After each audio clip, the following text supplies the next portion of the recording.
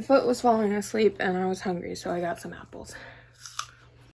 Didn't I make you laugh? Didn't I make you smile?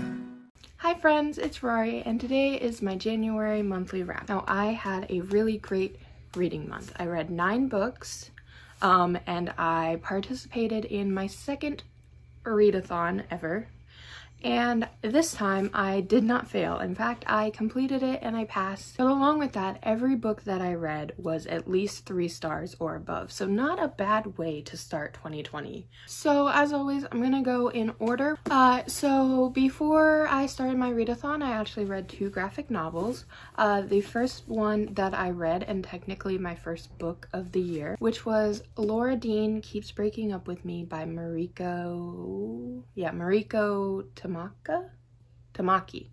This is a graphic novel about a girl named Freddie who is dating a girl named Laura Dean, and Laura Dean keeps breaking up with her, and Freddie is just kind of like unsure of what to do because she really loves this girl, but she's feeling heartbroken. And so the entire story goes around where she is sending she's sending emails to this like love expert, like a Dear Abby type of love expert, and kind of like talking about how to get Laura Dean to stop breaking up with her. I gave this 4 stars. I really enjoyed this graphic novel. The art is gorgeous. It's my favorite type of graphic novel where most of it is black and white, except there's like accents of color, and the accent color is pink.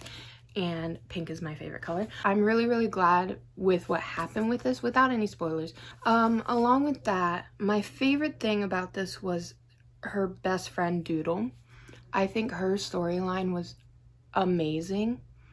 And just like, I wasn't expecting it, because I was expecting something like stereotypical, like for her best friend to be in love with her, and she ended up not. But what really was wrong with her was really like an important conversation, but also just like, I don't want to spoil this because I really do think this graphic novel is worth reading.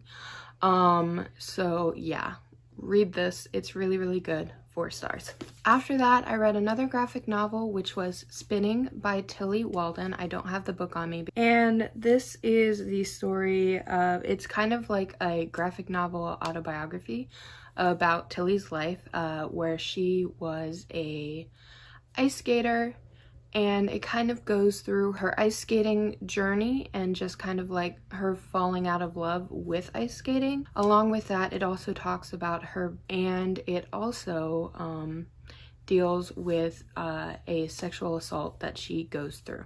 So just if you end up reading this graphic novel, just be aware going into it that there is sexual assault. Decided to give it 3 stars because while I do like the story and I like the journey of seeing like the rise and fall of her love of ice skating, and just like her kind of trying to accept herself and not at the same time, the way that the panels in the graphic novel worked, it was kind of really hard to understand like where I needed to go next. Okay, and now we get to the books that I read during my readathon. Now, I was part of the Book Quest Volume 1 readathon, in which there are 2 teams, the Mages of the Guild and the Knights of the Kingdom. I was on Team Knights. Go Knights, because I constantly want to be a knight in shining armor. So the first book that I read in the readathon was Her Royal Majesty. I have not read the first book in that series. This was the second one, but I was assured that I did not need to read the first book to understand what's going on. Her Royal Highness is the story of a girl from Texas named Millie Quint. She is specifically in love with Scotland, and she wants to go to school in Scotland, and she gets accepted for a school over there. But at the time, she is dating one of her best friends, who is a girl, because Millie is bisexual, and she is fallen hard for this girl. Then she sees her sort of kind of not really girlfriend kissing her ex-boyfriend and sees that they are back together, and she's heartbroken. So she decides that she's going to try to get a scholarship for the school in Scotland so she doesn't have to be around her. And when she gets to the school, she finds out that she is the roommate of the Princess of Scotland, who is named Flora. Flora kind of gives a bad first impression. She really doesn't want to be at that school. She's trying to get kicked out, and Millie is just kind of like forced to deal with it. But through the plot, they end up to become friends, and Millie finds out that Flora is a lesbian, and that the royal family is trying to keep that a little bit of a secret. And then they end up falling in love. A lesbian Hallmark movie. That's exactly what this is. It is a lesbian Hallmark movie. And I like to joke with my mom, because my mom watches Hallmark 365 days of the year, and I'm just like, these movies are just like so cheesy and so like, what are you doing? And then I read this book and I gave it 4 stars, and I was just like living my best life reading this. And I knew exactly what was gonna happen the entire time. It was fun. What can I say? It was really, really fun. And I really enjoyed Millie and Flora's like relationship. I thought it was super duper cute, and the Flora's character, you know, it had some like aspect of parental disappointment and just like presenting things about being famous, like the fact that she can never have a secret, and like there's always gonna be rumors, and no matter how good she acts, she's always gonna be in the tabloids and people are always gonna be talking bad about her. And I like that. And overall, it was just a fun, cute read, and I really, really enjoyed it, and I gave it 4 stars. Up next, I read Hurt Go Happy, which is by Jenny Rorby. Now, Hurt Go Happy is the story of a girl named Joey Wallace, who at the beginning of the book is 13, and she is deaf, and the only way she has to communicate is via lip reading and devices that try to amplify her hearing. And her mother refuses to let her learn sign language. One day she is out exploring and she meets a man named Dr. Charles Mansell, and she finds out that he has a pet chimpanzee named Sukari who he rescued, and they communicate via sign language. And so Dr. Charles and Sukari, the chimpanzee, end up teaching her sign language. And the story at first is about the fact that she's deaf and she does not know sign language, and her mother refuses to let her learn, and then eventually her mother does give in and let her learn sign language. And then it becomes about, after Charles is no longer there, it becomes about saving Sukari from a animal testing facility. I cried several times during this book, and this book was very emotional for me. So I am a big fan of deaf culture. I don't know if you can see it in the way that I have framed, but I have a book over here called For Hearing People Only, which I got in my sign language class that I took. I know sign language a little bit, but just like not even. And from that class, I kind of knew that there was an issue with like deaf children who have hearing families not being able to learn sign language. But this book kind of like showed me more about it, and it was very emotional overall. Just the way that Joey's mother treats her, and like the entire point is that she doesn't want her to learn sign language because she doesn't want people to like see her disability. She wants people to see her as normal. I did some research after I read this book, and of deaf children who have 2 hearing parents, 90% of them never learn how to sign. And that breaks my heart. That breaks my heart a lot. Like, I think about that statistic and it makes me want to freaking like destroy people. I think maybe I might do a more in-depth review on this book where I can kind of do my research and kind of like talk about why it's important for deaf children to be able to sign. I only gave this book 4 stars, and the reason I only gave it 4 stars was because towards the end there were a lot of kind of like the animal activism part specifically that sounded very preachy when they're actually going to get Sukari from the testing facility, where Joey talks about how being there makes her, you know, think about her mother who had a fur coat, and she's like, it makes me think about how wrong it was that my mom had that fur coat, and it makes me think about how wrong it is that I eat meat. I'm like, okay, that's a bit much. That's a bit preachy. It's completely okay if you believe stuff like that, but just like, you know, sorry, I don't really know how to say this. It just felt preachy. But as for this book, I really enjoyed it. The characters were all good. I listened to it on audiobook, and the narrator was really, really good. And I think that the message it has specifically about deaf children and them being able to communicate is very, very important. Up next, I read The First Kingdom Keepers, which is also known as Disney After Dark. How do I explain Kingdom Keepers? It's honestly really, really, when you say it out loud, it sounds ridiculous. So what happens is that there are Disney villains and attraction who are trying to take over Disney. So the people who are kind of in charge of Disney World realize that they need to be able to help them out. Now, the only thing is that they cannot see them because they're, you know, Disney characters and attractions. They're only able to be seen by other attractions, and so they decide to create a program called the Disney Hosts something, where they take 5 teenagers and they make hologram versions of them that will just, you know, be around to like guide the guests, but through some form of like engineering and a little bit of magic, they're able to make these teenagers into kind of like half attraction, half human. And so they're transported into Disney at night, and they are able, because they are technically attractions, they are able to see the other characters and the bad people. And in this book, they are tasked with finding what is called the Stonecutter's Quill in order to take down the people who are trying to take control of the park, specifically Maleficent.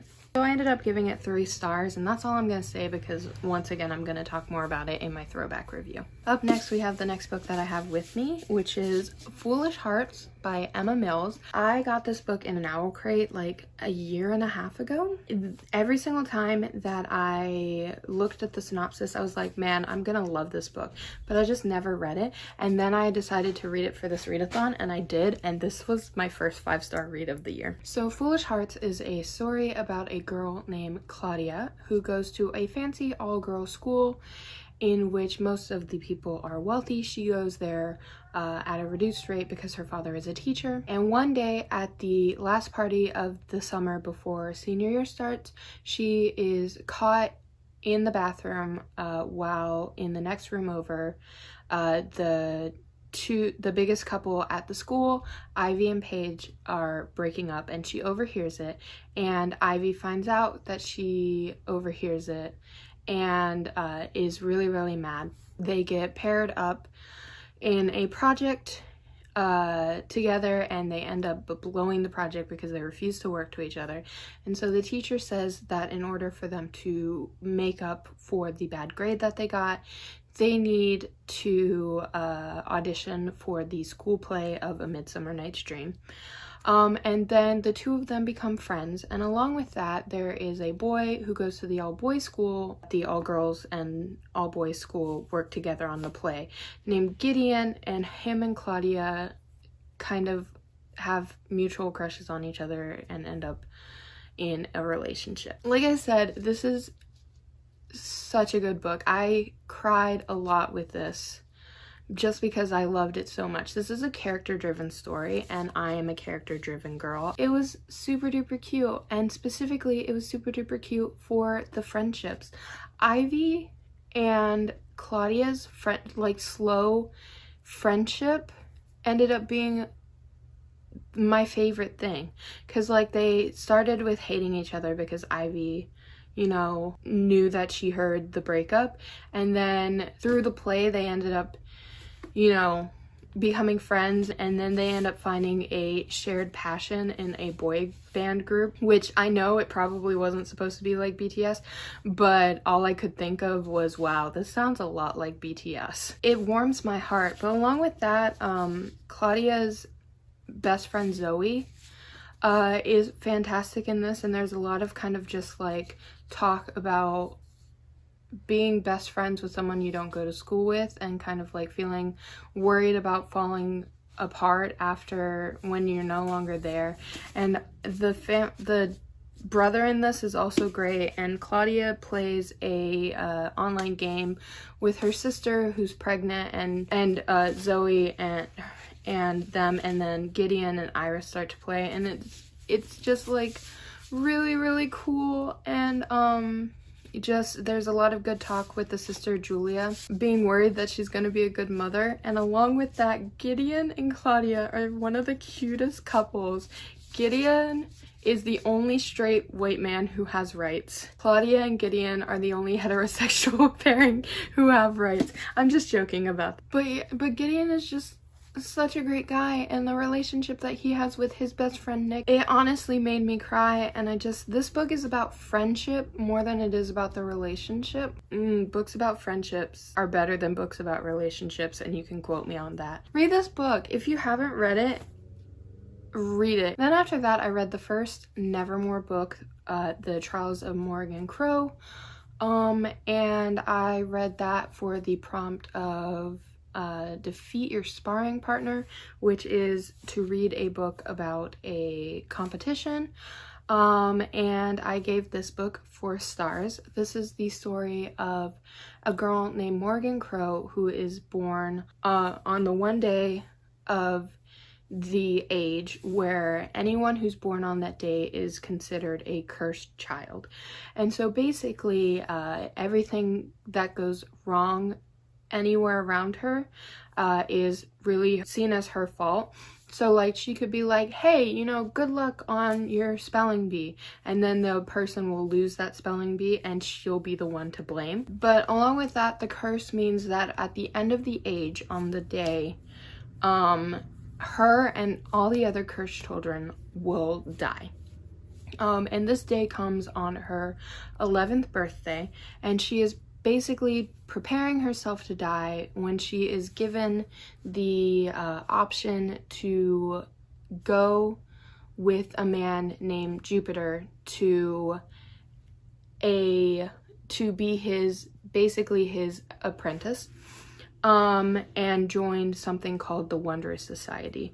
And she agrees, and he takes her into a place where the curse cannot touch her, and she is his candidate to join the Wondrous Society. Now, there are only 9 spots in the Wondrous Society, and over 500 people attempt to join, and so she has to compete in the competition. But along with that, she is not supposed to be there. She is technically there illegally, and so there is a police officer who is trying to get rid of her because he's a narc. The only reason he can't get rid of her is because she is part of the competition. The only way she can stay is if she becomes part of the Wondrous Society. And this book was really, really good. It was whimsical, it was magical, it was like the fantastical elements of like Percy Jackson and Harry Potter, but the story was more of a gothic feel. I'm explaining this very, very badly. I don't want to say a lot about this because there's a whole bunch of stuff that's just like spoilers in this book. I put this on my want to read list on Goodreads like a year or 2 ago, because Emma Books recommended it, and I was like, oh, that sounds really interesting. And so I decided to pick it up because I knew that there was a competition in it, and I'm really glad that I did, because this book was fantastic. I did only give it 4 stars because there were a bit of slow parts, and something that really annoyed me a little bit about this book was there was a whole bunch of her just being like, but it doesn't matter because I'm a cursed child, and everything is my fault because I'm a cursed child. And she keeps bringing up the fact that she's not supposed to be here, and she's like, I have to win this competition or else they're gonna kick me out. It's like, okay, we get it, we got it the last 17 times that you said it, so like maybe kind of like stop, because we already know that you desperately need to pass. So just like maybe like you don't have to say it, you can just imply it and it'll be fine.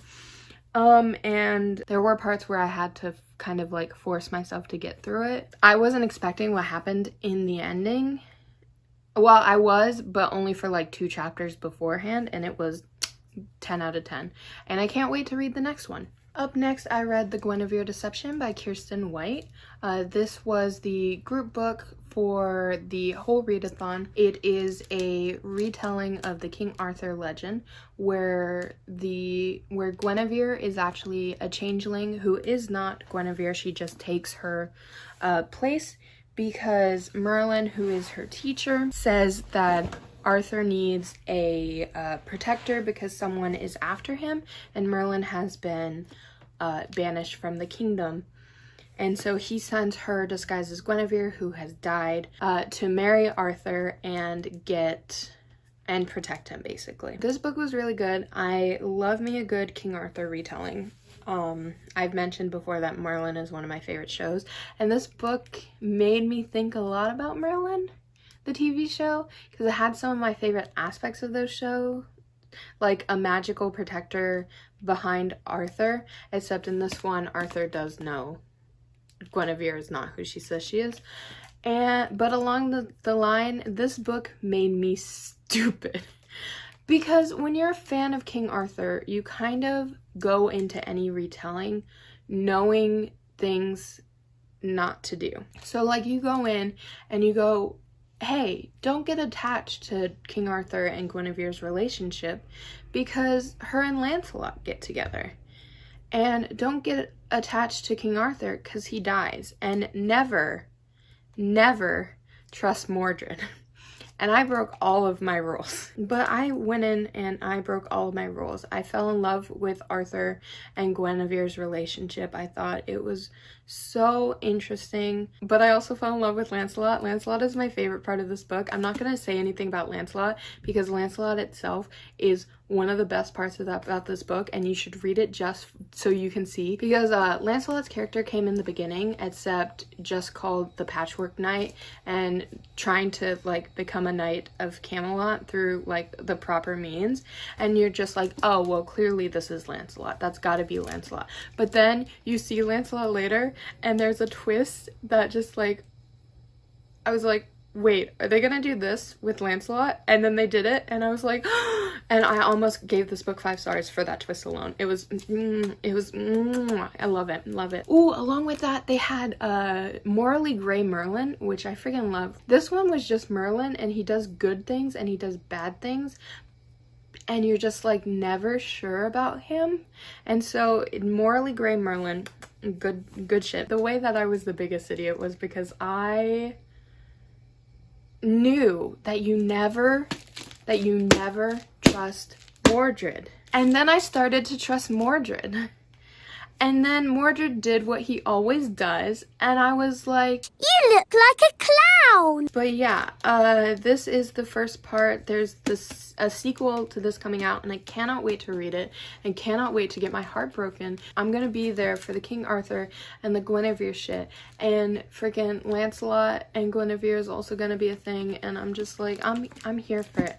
But along with that, the same issue that I had with the Trials of Morgan Crowe is that Guinevere talked a lot about how she was Guinevere, but she was not Guinevere. And so she had a lot of guilt, and like she felt like she couldn't be with Arthur, and she couldn't like be queen because they were expecting someone and she wasn't that someone. She was just pretending to be that someone. I was like, okay, and I get it, and I get it, and I get it, but can you just, like, not? Like, can you not? That's a bit annoying. And that's kind of the reason why I gave it 4 stars. But also just, like, I didn't have a 5-star feeling in my heart. Like, you know, sometimes, like, you just give a book 5 stars just because it feels like a 5-star to you. And I didn't feel that with this. So 4 stars. It was still really, really good, and I really love it, and I can't wait for the sequel. Okay, and up next we have the last book that I read this month, and it became one of my favorite books, and I love it so much. This is To Kill a Kingdom by Alexander Christo. This book fucking broke me. This book broke me. I love this book so much. First of all, this trope, the enemies to lovers trope, is so good in this. I literally picked this up because Read with Cindy talked about it and talked about how much she loved the enemies to lovers in this, because she is not a fan of enemies to lovers, but this one she was, and I was like, dang, if Read with Cindy, who doesn't like enemies to lovers, liked the enemies to lovers in this, that means I'm gonna fucking fall all over myself for it. And I did. Like, they flirt by threatening to kill each other, which is one of my favorite things.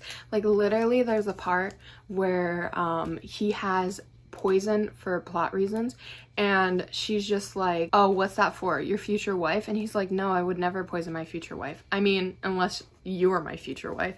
And then she's just like, haha, if I was your wife, I would take the poison. Are you kidding me? Oh my gosh, they love each other. Just fuck it up, Kenneth. Fuck it up. This is kind of loosely sort of based around The Little Mermaid, but not like the Disney Little Mermaid. This is the Hans Christian Andersen Little Mermaid. Like, the dark, twisty. So this book is dual perspective, and the first character is Lyra, who is a siren, and sirens have to steal the heart of a human every year on their birthday. She is also the daughter of the Sea Queen, who's kind of Ursula a little bit, and very abusive. And her mother used to steal princess hearts for her when she was too young to do it, and so after, she continued on the legacy. So she only steals the heart of princes, and she's known as the Prince's Bane. Then the other perspective is Elion, who is a prince who has taken up the mantle of finding and killing sirens. He's a siren hunter. So the first bit of this is Lyra is forbidden to take a prince's heart on her next birthday.